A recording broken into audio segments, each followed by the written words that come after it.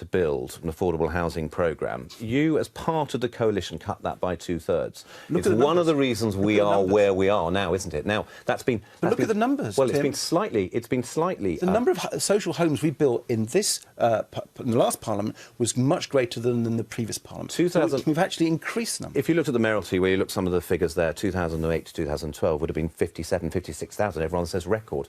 43,000, though, we look like we're heading for in this second term. Now, that's when coalition policies are kicked in. Your peers, of course, aren't the same, but I would... Well, that's when policy... The subsidy for affordable homes was cut by 2/3 in 2011, and you allowed it. But one of the issues in London, which isn't often talked about, is that Boris has failed to give the lead that he should have. He has real powers, devolved powers from central government, and I don't think he's used them enough. Let me give you a classic example. No, people might accept that, but the point is, you know, we're being asked to believe that you're either a break or that you can actually modify or you can improve things, and you weren't able to here. And look at your own constituency. Well, do you know how many affordable homes were built in your constituency in the last 5 years? According to the records. I can't give you the exact number, but it was below the target, and let me tell you why it's below. 300. Let me tell you why it's below. Do you know it's the worst record in London? It's not, actually, but let me tell you... City of London. Let me tell you why there was a problem. And that's because, if you know the actual constituency, there's the biggest brownfield site we've got in our constituency, which I believe should have a lot of affordable housing on, Tesco's owned. And they held on to it. They wanted to build a superstore. Right. I campaigned successfully against them. And we only managed to do it when Liberal Democrats threatened compulsory purchase. And that's been a real break on us. OK. And my message to you is that Liberal Democrats actually are much tougher on developers, just as we were threatening compulsory purchase. Probably, strictly speaking, I shouldn't have got you getting down the local route, you know, so I'll take the blame for that. But anyway, prove the point. You know, but still, on paper, a low record. Anyway, just let's hold it there for one moment, because the Liberal Democrats are pitching themselves, as we've heard, as the people who will cut less than the Tories and borrow less than Labour. But the Institute for Fiscal Studies, we saw them earlier, they also say the Lib Dem manifesto has promised to raise taxes more than Labour, and those taxes are going to fall disproportionately on London. The big tax rises that the Liberal Democrats have given us detail of include the mansion tax, which clearly is going to hit London and the South East more than most of the rest of the country. It also includes an increase in corporation tax paid by banks, and again that's going to fall on the financial sector, which is disproportionately based in London. So clearly London would see a bigger tax rise per capita than most parts of the country under the Liberal Democrats. So where does that leave that kind of positioning in the middle if they're saying and coming out and thinking that you would be more penal for Londoners in terms of your fiscal policies? Well, it's which Londoners? It's the very, very wealthy Londoners who we want to pay a bit more, and I think that's right. As we try to balance the books, as we make sure we can afford our spending pledges, we've got to say where the money is going to come from. And we are wanting to have an extra corporation tax on banks. I think that's right. We are wanting to ensure that those very, very high-value properties, I'm talking particularly about the ones worth 10 million, 50 million pounds, often earned by people who are non-domiciled in this country, that they pay a much greater share of tax. I think that those sorts of properties... So you would stifle, well, you could be a danger. You could be a danger for the capital. Obviously, we know how much it's dependent on the kind of, you know, its global position financially. You could stifle that wealth creation. Far from it. If you look at what we're doing, for example, in increasing the tax allowance, so there's more money on people on lower middle incomes, that boosts the economy. Our position on apprenticeships, we've led, Vince Cable, Liberal Democrats, led the massive expansion of apprenticeships. And everyone knows it's skill shortages that can hold back economies. Are you trying to get more money out of London, or a London-focused tax system to increase yet further the amount of money that is being spread around the country? We hear this week it's at record levels already.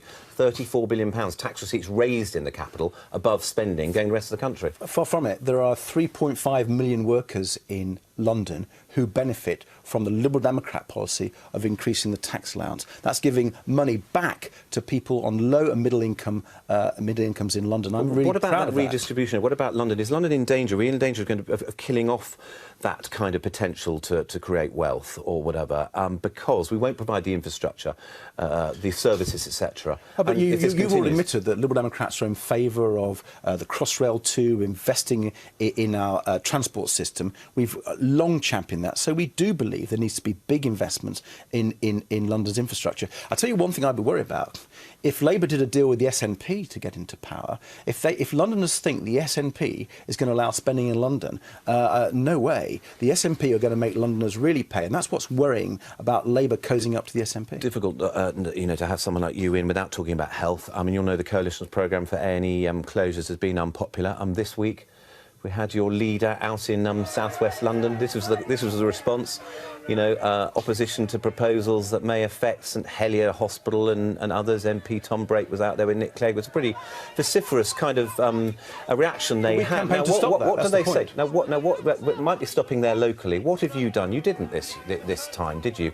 Prevent or stop that A&E closure around the capital, Chase Farm or West London plans? What did you do there? Locally, you might have done. Locally is where the A&Es are. If you look at Lynn Featherstone and her campaign when Labour wanted to close the Whittington A&E, if you look at Tom Brake and Paul Burstow, they've championed St Helier. They've led the campaign to save the St Helier Hospital when Labour were threatening Kingston Hospital's A&E maternity unit. I led that campaign. So Liberal Democrats, not only on the local level, have led the campaign to stop A&E closures, but we've also made sure that health spending kept up in real terms. If you think a Tory-only government would have invested in health services, as we've seen, you're barking up the wrong tree. And we have argued, and we're the only party to step forward for the future plans, cost of plans to meet what the NHS says it needs. I'm really proud of Liberal Democrats' record on the NHS. You were arguing last time, though, a lot that we really needed that rationalisation. We should start making decisions on the basis of need and what have you.